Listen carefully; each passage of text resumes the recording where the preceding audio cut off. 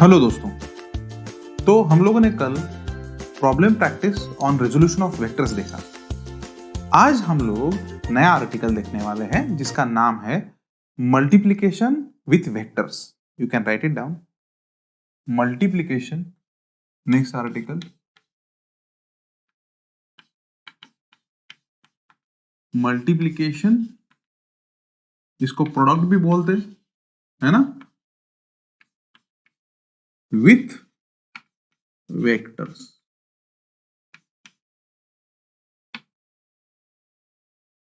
So this is our topic of understanding today.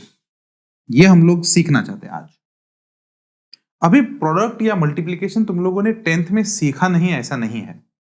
अगर तुम लोग अपने बचपन के कुछ प्रोडक्ट अगर देखोगे तो 3 into two that is equal to 6। Similarly अगर लोगे 10 into 12 that will be equal to 120। ऐसे बहुत सारे प्रोडक्ट तुम लोगों ने अपनी लाइफ में किए हैं और ये मैथमेटिक्स का one of the simple problem में से आता है। लेकिन जब हम लोग वेक्टर के बारे में बात करें, when we talk about vector, ये पूरा का पूरा गेम ही बदल जाता है। ये तो सिर्फ नंबर्स थे या ये स्केलर थे, इसलिए इनका प्रोडक्ट थोड़ा सा आसान था।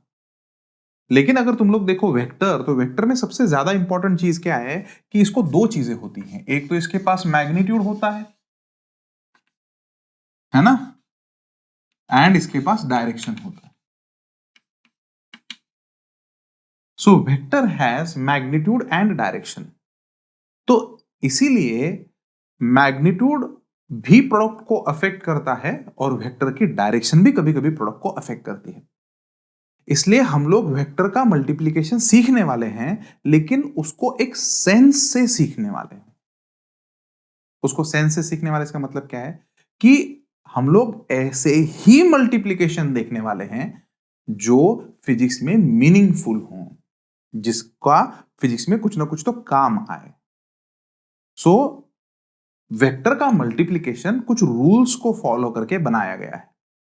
अब बेसिकली वेक्टर को कैसे कैसे मल्टीप्लाई कर सकते हैं, तो किसी भी वेक्टर को हम लोग तीन तरह से मल्टीप्लाई कर सकते हैं। वेक्टर मल्टीप्लिकेशन के हम लोगों ने तीन कैटेगरीज करी, 3 टाइप्स ऑफ मल्टीप्लिकेशन। तो किसी भी वेक्टर को ना हम लोग तीन चीजों से मल्टीप्लाई कर सकते हैं। तो सबसे पहला जो है वो है नंबर। किसी भी वेक्टर को हम लोग नंबर से मल्टीप्लाई कर सकते हैं। तो अगर हमारे पास सपोज 5 ये नंबर है और कोई वेक्टर है हमारे पास ए वेक्टर, तो हम लोग 5a वेक्टर उसको ऐसा लिखेंगे। और जब हमारे पास 5 सपोज ए वेक्टर हमको दिया गया है, प्रॉब्लम में क्या दिया गया है, suppose i plus J plus के ऐसा दिया गया है वैल्यूज। तो इस मल्टीप्लीकेशन में हम लोग x कॉम्पोनेंट, y कॉम्पोनेंट और z कॉम्पोनेंट, इन तीनों को भी 5 से मल्टीप्लाई करते हैं, है कि नहीं?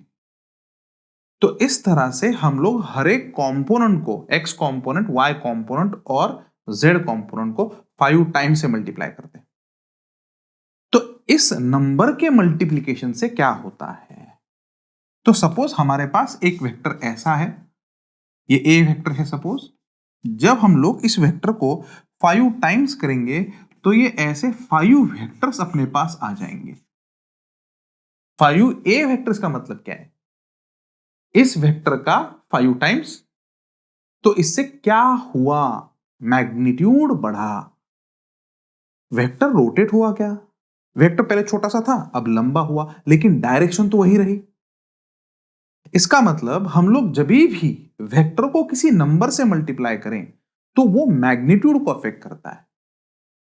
It only affects the magnitude. और कितना मैग्नीट्यूड होता है, पहले के 5 टाइम्स, पहले के 10 टाइम्स, पहले के 12 टाइम्स। जितने नंबर से मल्टीप्लाई करोगे उतने टाइम्स मैग्नीट्यूड होगा। डायरेक्शन चेंज होगी क्या, नहीं। तो नंबर से जब हम लोग मल्टीप्लाई करें, तो नंबर से मल्टीप्लाई करने के बाद मैग्नीट्यूड becomes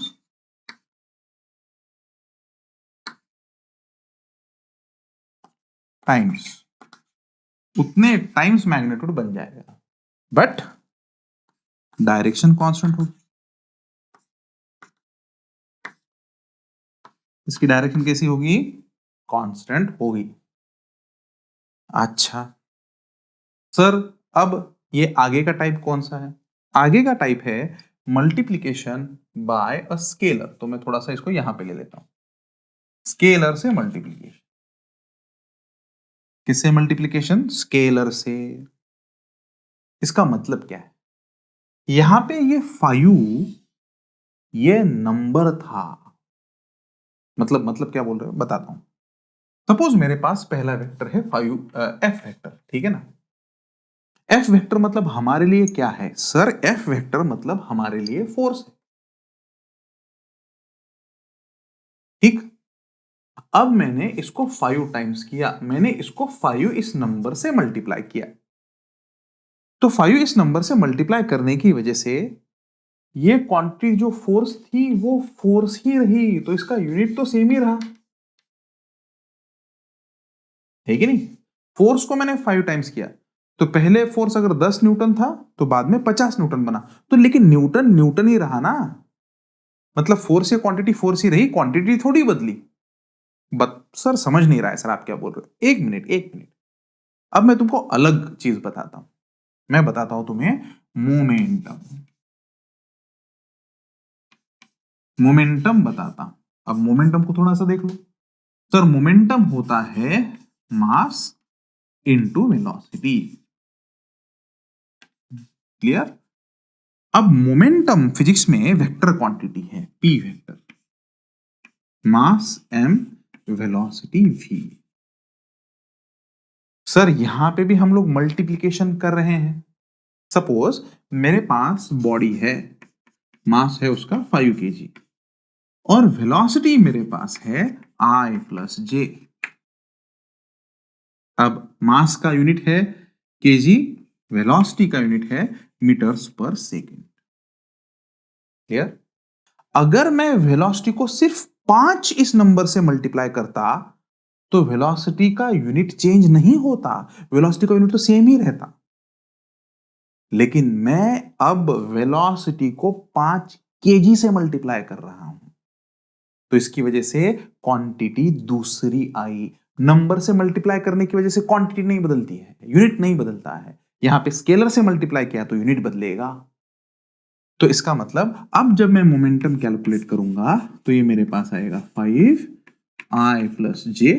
देखो 5 मैंने मास की वैल्यू रखी, I प्लस जे यहां पे ऐसे रखा, लेकिन अब यूनिट होगा केजी मीटर पर सेकेंड। क्लियर? तो अब क्या हुआ सर? वेलोसिटी का मैग्नीट्यूड है ना, वेलोसिटी, इसको हम लोगों ने 5 से मल्टीप्लाई किया, तो आने वाली क्वांटिटी का मैग्नीट्यूड 5 टाइम्स हुआ है। लेकिन सिमिलरली उसका यूनिट भी तो चेंज हुआ है, मतलब क्वांटिटी चेंज हुई है। तो इस केस में अगर तुम लोग स्केलर मल्टीप्लिकेशन देखोगे तो ये स्केलर मल्टीप्लिकेशन का one of the best examples में से आता है। या और एक एग्जांपल अगर मैं तुम्हें लिखूं तो तुम लोग लिख सकते हैं सर फोर्स इक्वल टू क्या होगा? Mass into acceleration. Short form में लिखता हूं तो फोर्स ये वेक्टर क्वांटिटी है, मास इनटू एक्सेलरेशन, सही। अब यहां पे मैंने एक्सेलरेशन इस क्वांटिटी को स्केलर से मल्टीप्लाई किया है, मास से मल्टीप्लाई किया है, तो इसकी वजह से क्या होगा सर? मैग्नीट्यूड, क्वांटिटी का जो मैग्नीट्यूड है ना, वो चेंज होगा, बिकम्स दिस मच टाइम्स। जितने नंबर से मल्टीप्लाई किया है उतने ही नंबर से चेंज होगा। अच्छा आगे क्या होगा? उसकी डायरेक्शन बदली क्या? नहीं, हम लोगों ने स्केलर से मल्टीप्लाई किया है, तो direction remain same. Direction is constant. Clear? Direction same रही, यहां पे भी डायरेक्शन सेम रही, लेकिन यहां पे जो स्टार मार्क करने लायक, नोटिस करने लायक जो बात है वो है यूनिट चेंजेस। यूनिट चेंज होगा और you can right quantity changes. Scalar से मल्टीप्लाई करने की वजह से क्वांटिटी में चेंज आएगा, quantity is going to change. So that is the difference between number multiplication and scalar multiplication. Clear? तो नंबर मल्टीप्लीकेशन और स्केलर मल्टीप्लीकेशन ऐसा हुआ. अच्छा, ठीक है. लेकिन इसमें और एक इंपॉर्टेंट बात मैं बताना चाहूंगा. कौन सी इंपॉर्टेंट बात है सर? किसी भी वेक्टर को सुन लेना, इंपॉर्टेंट पॉइंट. किसी भी वेक्टर को तुम लोग, है ना, नंबर से मल्टीप्लाई करो या स्केलर से मल्टीप्लाई करो, आने वाली क्वांटिटी इन दोनों के केस में ऑलवेज वेक्टर ही रहेगी. मतलब क्या है सर? कोई भी नंबर से तुम लोगों ने एक वेक्टर को मल्टीप्लाई किया या किसी स्केलर से तुम लोगों ने एक वेक्टर को मल्टीप्लाई किया, तो नंबर से मल्टीप्लाई करो या स्केलर से मल्टीप्लाई करो, आने वाली क्वांटिटी वेक्टर ही रहेगी. ऐसा नहीं होगा कि नंबर से मल्टीप्लाई किया और वेक्टर की क्वांटिटी स्केलर हो गई. ऐसा नहीं होगा. इस केस में भी ऐसा नहीं होगा, स्केलर के केस में भी ऐसा नहीं होगा. क्वांटिटी अगर वेक्टर है तो स्केलर से मल्टीप्लाई करो या वेक्टर से मल्टीप्लाई करो, आने वाली क्वांटिटी वेक्टर ही है. अच्छा, तो ये तो ठीक हो गया सर. तो सबसे पहले आपने नंबर से मल्टीप्लाई किया, ठीक है सर, कोई इश्यू नहीं. उसके बाद में आपने स्केलर से मल्टीप्लाई किया, ठीक है. अब तो खास बात, तो इसको मैं थोड़ा सा आगे ले लूंगा. देखो तुम्हारी बुक में आई डोंट थिंक कि इतना बड़ा ये चार्ट बन सकता है. तो लिखते वक्त तुम लोग को जब नोट्स लिखने हैं तब तुम लोग लिखोगे multiplication of vector by a number, multiplication of vector by a scalar. अब एक वेक्टर को हम लोग एक वेक्टर से मल्टीप्लाई करेंगे, तो we are going to multiply a vector by vector.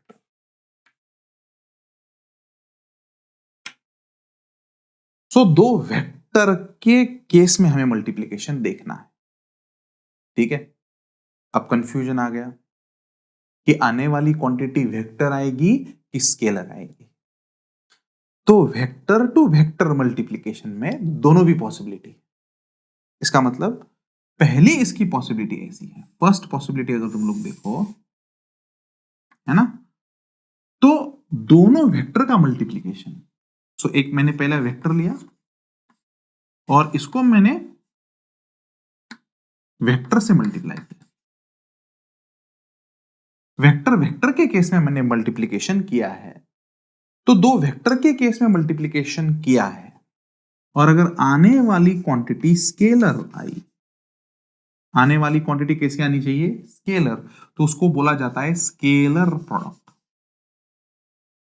क्या बोला जाता है? Scalar product. The product between the two vectors. क्या बोला मैं? Product between the two vectors which produces a scalar quantity called a scalar product.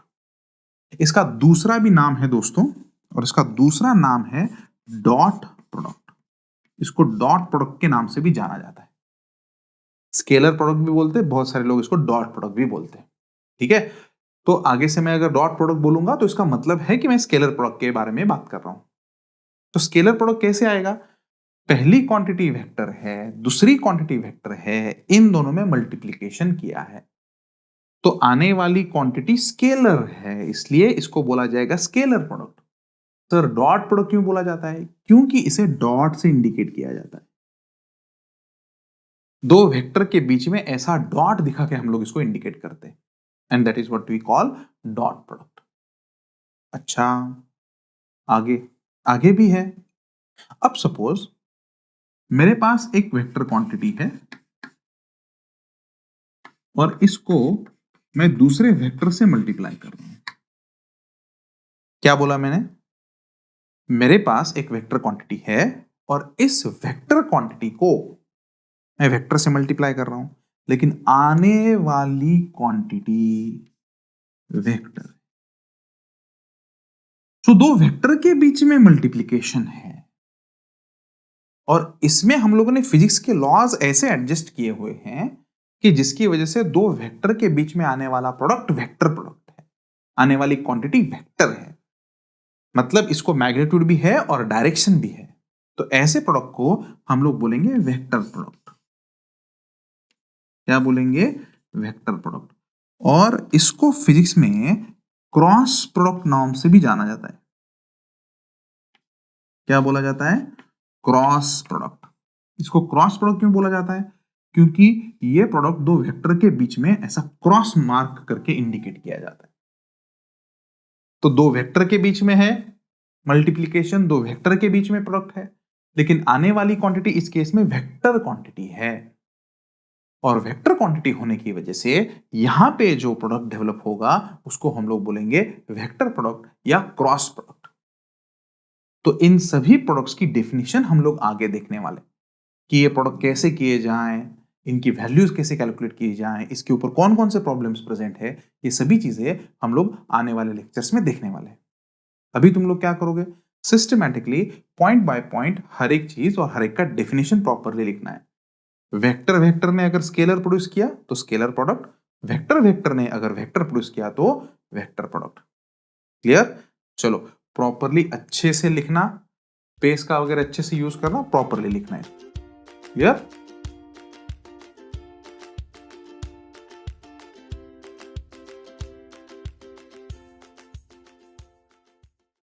तो चलो आगे बढ़ते हैं। तो अब हम लोग जो देखने वाले हैं वो है scalar product. So you can write down the title scalar product. So 2 से 3 लेक्चर आने वाले मैं इसमें पढ़ाऊंगा स्केलर प्रोडक्ट। ठीक है ना? इसका पूरा पीएचडी करने वाले हम लोग, सभी चीजें मैं इसमें बताऊंगा तुम्हें। ठीक है, तो मान लो कि मेरे पास एक वेक्टर है, मान लो ये ए वेक्टर है ऐसे, ठीक है ना? और मेरे पास ऐसे कहां पे, तो ये बी वेक्टर। डन। तो स्केलर प्रोडक्ट लेने के लिए सबसे पहले इन दोनों वेक्टर्स को साथ में लाना होता है। इसका मतलब इन दोनों का टेल टेल साथ में आना चाहिए।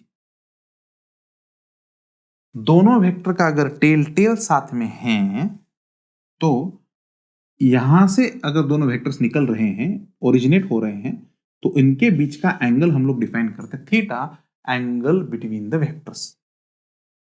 मैंने इसका बेसिक बताया था एंगल कैसे लेना चाहिए। तो मेरे पास अगर एक वेक्टर ऐसा है और दूसरा वेक्टर सपोज अगर ऐसा है और ये एंगल 60 है, तो मैं थीटा 60 लूंगा क्या? थीटा मैं 60 नहीं लूंगा। तो मैं इस वेक्टर को ऊपर शिफ्ट करूंगा ऐसे, और ये वाला angle, angle between the vectors होगा 120, एंगल बिटवीन द वेक्टर्स होगा। Same case. तो इसमें एंगल इंपॉर्टेंट है, तो एंगल लेने के लिए क्या करें? दो वेक्टर्स को एक ही पॉइंट से ओरिजिनेट करें सबसे पहले। तो अब मेरे पास एक वेक्टर है ए वेक्टर और ये दूसरा वेक्टर मेरे पास है बी वेक्टर, ठीक है ना? तो इनका प्रोडक्ट ऐसे लेना है कि आने वाली क्वांटिटी स्केलर आ जाए। तो यहां पे आने वाली क्वांटिटी रहेगी A B cos theta. Done. या इसको ऐसे भी लिखा जाता है, ए का मैग्नीट्यूड लो, बी का मैग्नीट्यूड लो और कॉस थीटा लो।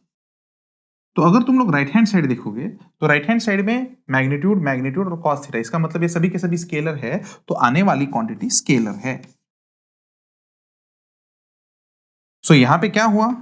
दो वेक्टर्स ने मिलके स्केलर क्वांटिटी को बनाया, इसलिए इसका नाम गिरा स्केलर प्रोडक्ट। और इसको डॉट से इंडिकेट करते हैं, तो बहुत सारे केस में इसको डॉट प्रोडक्ट भी बोला जाता है। It is also known as the dot product. तो इस तरह से, तो डॉट प्रोडक्ट अगर वेक्टर के बीच में लेना है तो क्या करें? पहले वेक्टर का मैग्नीट्यूड निकालें, दूसरे वेक्टर का मैग्नीट्यूड निकालें, उनके बीच का एंगल वो फाइंड आउट करें। ठीक। अब इसमें और एक चीज मैं बताना चाहूंगा। अच्छा, कौन सी? देखो ये ए वेक्टर है, तो ए वेक्टर के डायरेक्शन में कोई तो यूनिट वेक्टर होगा ऐसे, तो इसको हम लोग बोलेंगे ए कैप। बराबर। तो ए कैप हमें क्या बताता है? बहुत डिटेल में ले रहा हूं, देख लेना। A cap direction of A vector, direction of A vector. बराबर, ठीक है सर। बी के डायरेक्शन में कोई तो वेक्टर है ना, तो उसको हम लोग क्या बोलेंगे, बी की डायरेक्शन बताने वाला वेक्टर। तो हमारे पास यहां पे जो बी कैप आएगा, तो इस बी कैप को हम लोग बोलेंगे डायरेक्शन किसकी, ऑफ बी वेक्टर की। तो बी कैप हमें डायरेक्शन ऑफ बी वेक्टर बताएगा। ठीक है सर, आप तो यूनिट वेक्टर के केस में बता रहे हो, हाँ हाँ ठीक है, कोई इशू नहीं। तो ए कैप ए वेक्टर की डायरेक्शन बताएगा, बी कैप बी वेक्टर की डायरेक्शन बताएगा, ठीक है ना। अब जादू बताता हूं, अगर मैंने यहां से परपेंडिकुलर ड्रॉ किया, देखो इस बी से परपेंडिकुलर मैंने ड्रॉ किया और मैंने ये 90 डिग्री एंगल बनाया, तो क्या तुम लोग मुझे बता सकते हो यहां से यहां तक वाली साइड, ये साइड क्या होगी। ए वेक्टर पूरा है, कंफ्यूजन में मत जाना, ए वेक्टर यहां से लेके यहां तक है, मतलब ओ पॉइंट से लेके ए पॉइंट तक पूरा ए वेक्टर है। लेकिन परपेंडिकुलर ड्रॉ करने के बाद हमें ये जो लाइन दिख रही है यहां से यहां तक, इसकी वैल्यू मैं पूछना चाहूंगा, इसलिए मैं इसको क्वेश्चन मार्क करता हूं। तो क्या तुम लोग ये वैल्यू बता पाओगे, हाँ सर ये 90 डिग्री है, ये थीटा है, थीटा की एडजेसेंट साइड है। कौन सी साइड है, एडजेसेंट साइड। तो एडजेसेंट साइड मतलब क्या होगा, ये वैल्यू होगी बी कॉस थीटा। समझा, ये वैल्यू क्या है, बी कॉस थीटा। इसका मतलब बी वेक्टर का कोई तो कंपोनेंट, समझ लेना बात को, बी वेक्टर का ऐसा कोई तो कंपोनेंट है जो ए वेक्टर के डायरेक्शन में है। बी वेक्टर का कंपोनेंट अलोंग ए, उसको क्या बोलेंगे, बी कॉस थीटा। कंपोनेंट किसका, बी का, किसके डायरेक्शन में, ए के डायरेक्शन में। कंपोनेंट किसका, बी का, किसके डायरेक्शन में, ए के डायरेक्शन में, तो उसको क्या बोलेंगे, बी कॉस थीटा। तो उसको क्या बोलेंगे, कंपोनेंट ऑफ, कंपोनेंट। इसको बहुत बार एक दूसरा भी वर्ड है जिसको बोलते प्रोजेक्शन, ठीक। Component of B vector along A, ठीक। इसको हम लोग बोलेंगे बी कॉस थीटा। और ये कौन सा कंपोनेंट है, वेक्टर कंपोनेंट, एक स्केलर कंपोनेंट है, स्केलर कंपोनेंट है, क्योंकि हम लोगों ने इसको डायरेक्शन नहीं दी अब तक। तो क्या बोला मैंने, कंपोनेंट या प्रोजेक्शन किसका, बी का, अलोंग ए। तो बी का कंपोनेंट अगर ए पे लोगे तो तुम्हें मिलेगा बी कॉस थीटा। अरे बराबर, हाँ सर सही है। सर लेकिन तो आपने तो स्केलर ही बताया, हाँ अगर तुम्हें वेक्टर फॉर्म में चाहिए तो तुमको बी कॉस थीटा मैग्नीट्यूड तो लेना ही पड़ेगा। अगर तुम्हें वेक्टर फॉर्म में चाहिए तो बी कॉस थीटा मैग्नीट्यूड लेना ही पड़ेगा, लेकिन उसके साथ इस बी कॉस थीटा की डायरेक्शन भी तो देखनी पड़ेगी। सर बी कॉस थीटा की डायरेक्शन ए कैप के डायरेक्शन में है, तो इसलिए हम लोग क्या बोलेंगे, B cos theta A cap, ये हो गया वेक्टर फॉर्म में। समझा नहीं। अब बहुत सारे बच्चों को बेसिक डाउट है, सर आपने ए वेक्टर से क्यों मल्टीप्लाई नहीं किया। अरे ए वेक्टर से अगर मल्टीप्लाई करता तो इसका मैग्नीट्यूड चेंज होता ना। यूनिट वेक्टर का मैग्नीट्यूड 1 है, तो यूनिट वेक्टर से मल्टीप्लाई किया तो मैग्नीट्यूड में कुछ फर्क आने वाला नहीं है। तो ए कैप यहां पे सिर्फ डायरेक्शन देने का काम कर रहा है। तो ए कैप यहां पे चिल्ला चिल्ला के बता रहा है कि ये B cos theta component A vector के डायरेक्शन में है, इस डायरेक्शन में है। बहुत बार स्केलर कंपोनेंट भी पूछा गया है, वैल्यू निकालो, और बहुत बार स्केलर कंपोनेंट डायरेक्शन के साथ पूछा गया है, मतलब component of B along A vector form में भी दिया गया है ऑप्शन में। तो वेक्टर फॉर्म में लाने के लिए यूनिट वेक्टर से मल्टीप्लाई करें। कंपोनेंट ऑफ बी, बी का कंपोनेंट, इसलिए मैंने बी कॉस थीटा लिया। अगर उल्टा होता तो, समझा नहीं सर, उल्टा होता तो का मतलब क्या है, मैंने ए से परपेंडिकुलर डाला होता, ये ए से ऐसे परपेंडिकुलर डाला होता, देखो बी पे, तो हम लोगों को ये मैग्नीट्यूड देखना पड़ता। बराबर। तो अब देखो ओ बी, ये बी वेक्टर है पूरा, लेकिन मैं ओ बी के बारे में बात नहीं कर रहा हूं, मैं इस पॉइंट के बारे में बात कर रहा हूं कि जो ये एम है। तो हम लोग कौन से ट्रायंगल के बारे में बात कर रहे हैं? ओ एम ए, इस ट्रायंगल के बारे में बात कर रहे हैं। अब इस ट्रायंगल में ये वाली साइड क्या होगी जो ब्लू कलर की है? सर, ये ब्लू कलर की साइड थीटा की एडजेसेंट साइड है। तो थीटा की अगर एडजेसेंट साइड है बेटा, यहां पे 90 डिग्री के सामने वाली, मतलब ये हाइपोटेन्यूस है, तो ए पूरा है। तो यहां पे ए की एडजेसेंट साइड मतलब क्या हुआ? ए कॉस थीटा। क्लियर? तो इसको भी हम लोग ऐसा बोल सकते हैं, तो इसको उल्टा लिखना पड़ेगा, कॉम्पोनेंट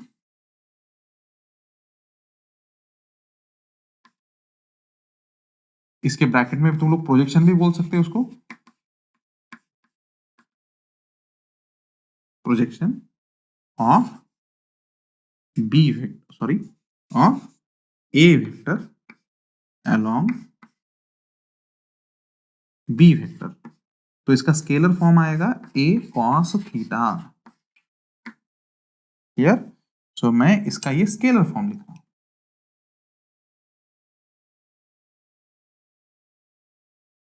ठीक है? तो इसको अलोंग कंपोनेंट भी बोला जाता है। और इसका वेक्टर फॉर्म भी हम लोग लिख सकते हैं। तो इसका वेक्टर फॉर्म लिखेंगे ए कॉस थीटा, मैग्नीट्यूड तो वही रहेगा ए कॉस थीटा, लेकिन ये ए कॉस थीटा किसके डायरेक्शन में एक्ट हो रहा है? बी कैप के, इसलिए हम लोग इसको ऐसा बी कैप बोलने वाले। समझा? और ये वेक्टर फॉर्म में आया, यही इसमें इंपॉर्टेंट चीज है। Component of A along B, component of B along A. I think तुमको अलोंग इस चीज का मतलब समझा होगा। ठीक है? अब देखो मैं ये चीज बताता हूं, देखो अब आगे और थोड़ा डिटेल में जाएंगे अपन। अब मैं बताने वाला हूं कंपोनेंट, ठीक है, component of B vector perpendicular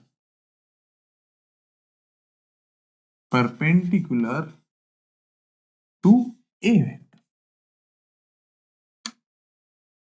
और बिल्कुल टेंशन न ले, हम लोग इसको सिर्फ स्केलर फॉर्म में कैलकुलेट करने वाले हैं। और मैं बाद में बताऊंगा कि हम लोग इसको वेक्टर में क्यों नहीं कैलकुलेट करने वाले, वेक्टर फॉर्म में क्यों नहीं निकालेंगे, सिर्फ स्केलर फॉर्म में ही क्यों निकालेंगे, बताऊंगा मैं, बिल्कुल टेंशन न ले। मैं क्या बोल रहा हूं? Component of B. अरे किसका कंपोनेंट? बी का कंपोनेंट। अलोंग ए मतलब हो गया भाई साहब बी कॉस थीटा। बी का कंपोनेंट ए के डायरेक्शन में हुआ बी कॉस थीटा, लेकिन ये बी का कंपोनेंट परपेंडिकुलर टू ए है। बराबर है क्या? तो ये क्या हुआ सर? थीटा के सामने वाली साइड दिख रही है सर, तो इसका मतलब क्या होगा? बी सामने वाली side sine theta, opposite side sine theta, ऐसे लिखते हैं ना हम लोग। तो इस केस में हम लोग क्या लिखेंगे? Component of B perpendicular to A, scalar form में लिखने वाले हम लोग बी साइन थीटा। और यहां पे मैं और एक चीज रिवाइज करना चाहता हूं, बी, क्या साइन थीटा को मैं ऐसे लिख सकता हूं रे, 1 माइनस कॉस स्क्वायर थीटा? ये तो तुम लोगों ने 10th में ही पढ़ा होगा, बराबर। तो ये चीज है इंपॉर्टेंट। ठीक, चलो आ जाओ। और एक चीज मैं लिखना चाहूंगा यहाँ पे, थोड़ा सा मैं इसको नीचे लिखता हूं, ठीक है ना? क्या लिखूंगा देखो, इधर component, component of a vector perpendicular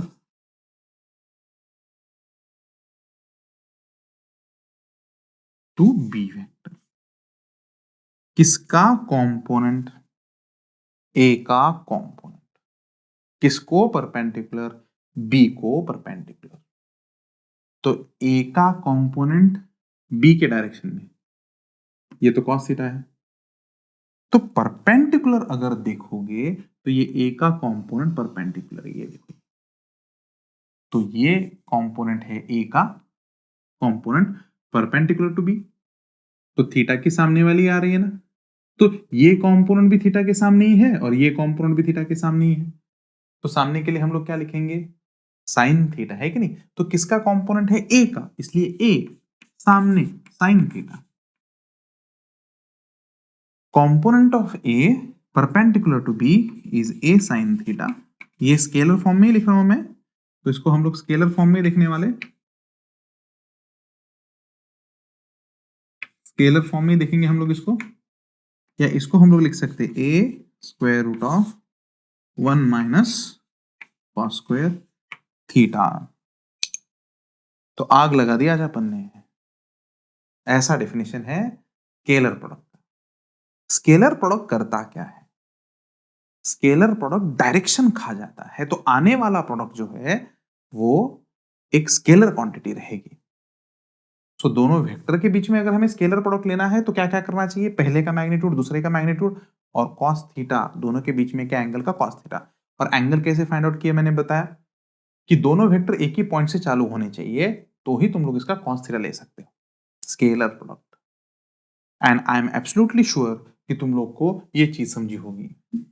component of A along B, B along A, perpendicular कौन सा और अलोंग कौन सा, क्लियर। तो अब अच्छे से स्क्रीन को पॉज करें और ये पूरी की पूरी चीजें प्रॉपरली लिख लें, क्लियर। चलो राइट इट डाउन।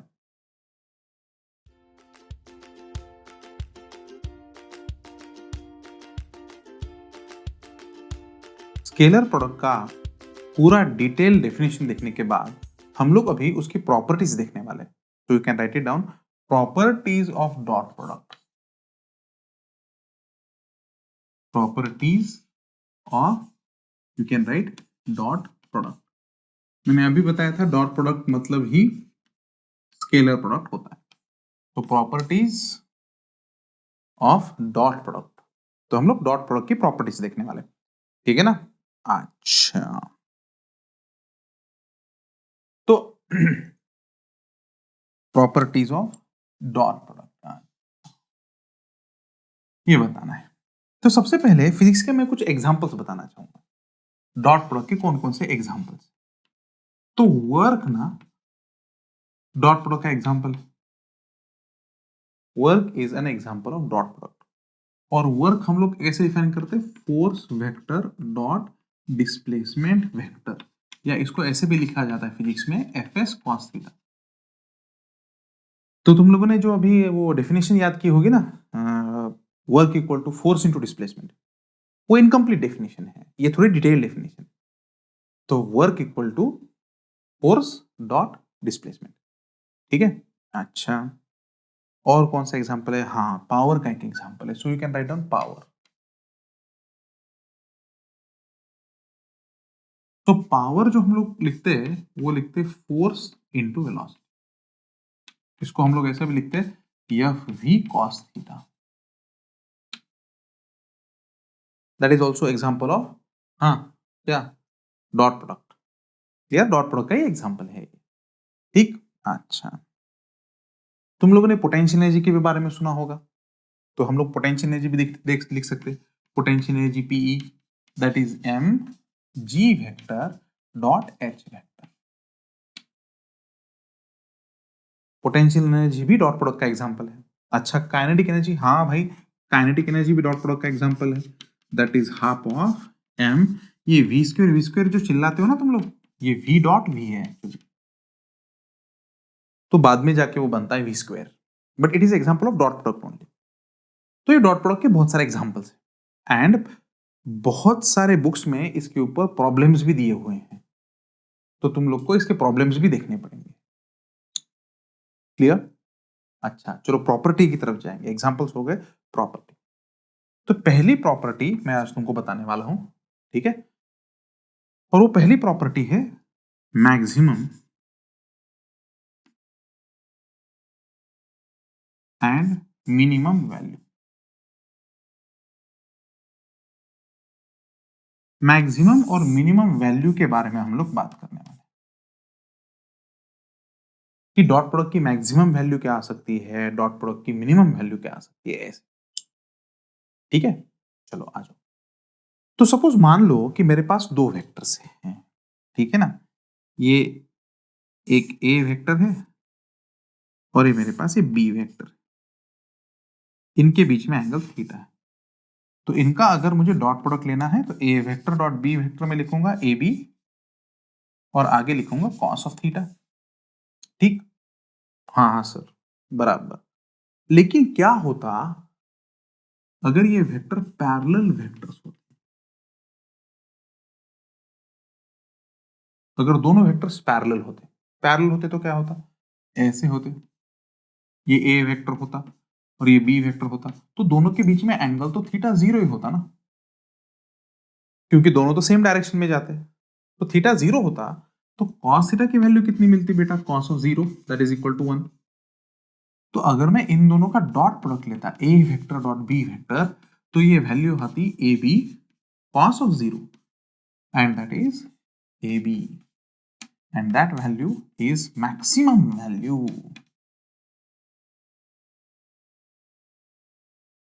ये वैल्यू इसका मैक्सिमम वैल्यू है, ठीक है।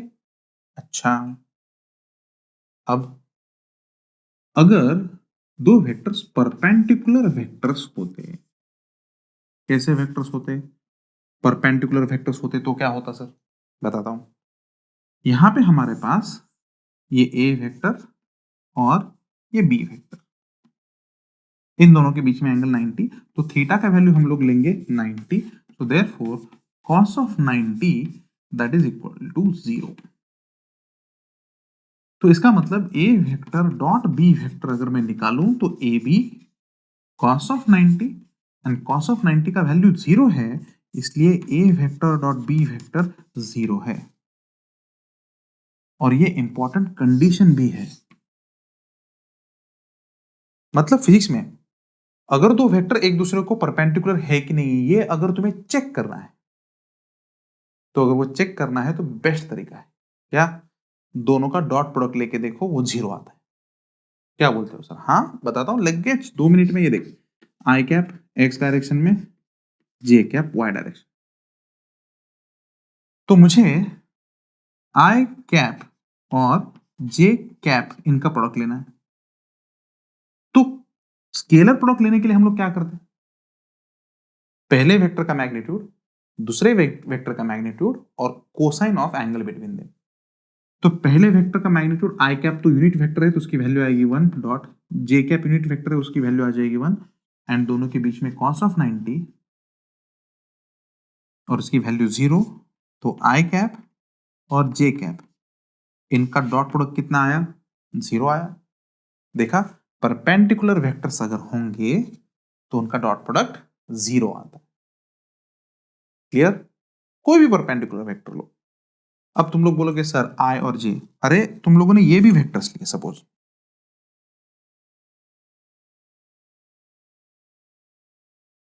आई जे और के। क्लियर? तो आई और जे में एंगल 90, डॉट प्रोडक्ट 0, जे और के में एंगल 90, डॉट प्रोडक्ट 0, और के और आई में भी एंगल 90, तो डॉट प्रोडक्ट 0। क्योंकि ये एक्स वाई जेड तीनों के तीनों एक्सिस एक दूसरे को परपेंडिकुलर है, और परपेंडिकुलर होने की वजह से इन सब का मतलब जे का आई के साथ, आई का के साथ, सबके डॉट प्रोडक्ट जो हैं वो 0 ही आते हैं। So dot product between two perpendicular vector is 0। ठीक, अच्छा, और एक चीज बताता हूं, एग्जांपल्स कट करता हूं, ठीक है। इसके बाद में हम लोग चर्चा करेंगे मैक्सिमम और मिनिमम वैल्यू में। अभी फिलहाल मैं और एक चीज बताता हूं, मैक्सिमम वैल्यू मिनिमम वैल्यू हम लोग देखने वाले, डोंट वरी, लेकिन अभी थोड़ा सा देख लेना यहां पे। वेक्टर्स अगर एंटी पैरेलल, अब एंटी पैरेलल इस चीज को तो जानते होंगे तुम लोग, ये ए वेक्टर ऐसा है और ये बी वेक्टर भाई साहब ऐसा, इन दोनों के बीच में एंगल कितना? 180, बराबर, ठीक है ना। अब तो थीटा का वैल्यू हमारे पास 180 है, तो कॉस ऑफ 180 हो गया -1, करेक्ट। अब चलो आ जाओ, A vector dot B vector equal to A B cos of 180 and this value is minus A B, तो ये वैल्यू निगेटिव आती है। क्लियर? अब कुछ चीजें मैं तुमको बताने वाला हूं। थीटा अगर लेस देन 90 हो तो डॉट प्रोडक्ट पॉजिटिव आता है, इक्वल टू 0 हो तो वैल्यू मैक्सिमम आती है, बात ही खत्म। ठीक? और 90 से ज्यादा हो, थीटा की वैल्यू 90 से ज्यादा, इसका मतलब ऑब्ट्यूज एंगल हो, तो इस केस में हमारे पास वैल्यू निगेटिव आती है। और इक्वल टू 90 हो तो 0 ही आता है। तो इसका मतलब डॉट प्रोडक्ट हमेशा पॉजिटिव होता है क्या? नहीं। हमेशा 0 होता है क्या? नहीं। निगेटिव होता है क्या? नहीं। डॉट प्रोडक्ट पॉजिटिव भी हो सकता है, निगेटिव भी हो सकता है, 0 भी हो सकता है। पहली बात तो ये क्लियर कर लो। उसकी मैक्सिमम वैल्यू ये है और मिनिमम वैल्यू ये है। This is the minimum value. ठीक? लेकिन फिजिक्स में जब बोला जाता है, हम लोग जब बोलते हैं या हम लोग जब कैलकुलेशन करते हैं, तो हम लोग नॉर्मली माइनस साइन के साथ नहीं कैलकुलेशन करते। हम लोग हमेशा मैग्नीट्यूड के बारे में बोलते हैं। ठीक है? वर्क कितना हुआ? 15 जूल। प्लस माइनस वो हम लोग बाद में डिसाइड करेंगे कि किसने वर्क पॉजिटिव किया, किसने वर्क नेगेटिव किया। लेकिन अल्टीमेटली हमें वैल्यू से मतलब है। कितने रुपए का डिफरेंस है? 20 रुपीज का डिफरेंस है। तो लेना है कि देना है वो बात अलग है, लेकिन डिफरेंस हमारे लिए मैग्नीट्यूड 20 का इंपॉर्टेंट है। तो फिजिक्स में नॉर्मली जब हम लोग बात करते, इनफॉर्मली जब हम लोग बात करते, तो हम लोग मैक्सिमम वैल्यू ए बी मानते और मिनिमम वैल्यू उसकी 0 मानते, क्योंकि तब हम लोग मैग्नीट्यूड के बारे में बात कर रहे होते हैं। साइन के साथ अगर कंसिडर किया जाए तो minus A B is the minimum value and plus A B is the maximum value. लेकिन बहुत सारे बुक्स में इस 0 को भी उन्होंने मिनिमम वैल्यू बोला है। वो सही है, क्योंकि वो लोग उस स्केलर प्रोडक्ट के मैग्नीट्यूड के बारे में बात कर रहे हैं, साइन के बारे में बात नहीं कर रहे हैं। तो इमीडिएटली ऐसा मत करना कि लगे जो अरे 5-6 बुक्स में लिखा है तो पांचों के पांचों बुक्स गलत है।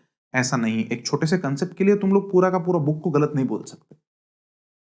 तो ये ध्यान देना कि उसकी मिनिमम वैल्यू ये है, लेकिन मैग्नीट्यूड के बारे में बात करें तो हम लोग 0 बोल सकते हैं और मैक्सिमम वैल्यू तो ए बी ही रहेगी।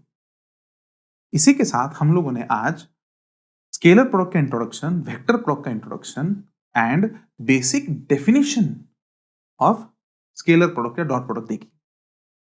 आगे आने वाले लेक्चर में हम लोग इसकी प्रॉपर्टी डिटेल में देखेंगे। उस प्रॉपर्टी की ईंट से ईंट बजा देंगे, उसकी आखिर पीएचडी कर देंगे हम। तो ये सभी चीजें आई होप कि तुम लोगों ने प्रॉपरली नोटबुक में लिखी होगी। एंड कुछ ही दिनों में हमारे वेक्टर के नोट्स भी अपलोड हो रहे हैं, तो उसे भी डाउनलोड करके उसे भी पढ़ना चालू करें। नोट्स सेक्शन में मतलब कोर्स में जाओगे और वहां पे फिजिक्स कैटेगरी में जाने के बाद नीचे अगर स्क्रॉल करके जाओगे तो स्क्रॉल करके नीचे बॉटम में ब्लू कलर का मे बी ऐसा फाइल होगा जिसमें तुमको वेक्टर्स ये पूरा का पूरा मिल जाएगा। तो आज का लेक्चर हम लोग यहाँ पे रोकने वाले हैं। आई होप कि तुम लोग इस चीजों को प्रॉपरली याद रखो, क्योंकि कल के लेक्चर में ये प्रॉपर्टीज द मोस्ट इंपॉर्टेंट है। क्लियर? चलो नोट इट डाउन। रुकेंगे दोस्तों यहाँ पे। Thank you very much.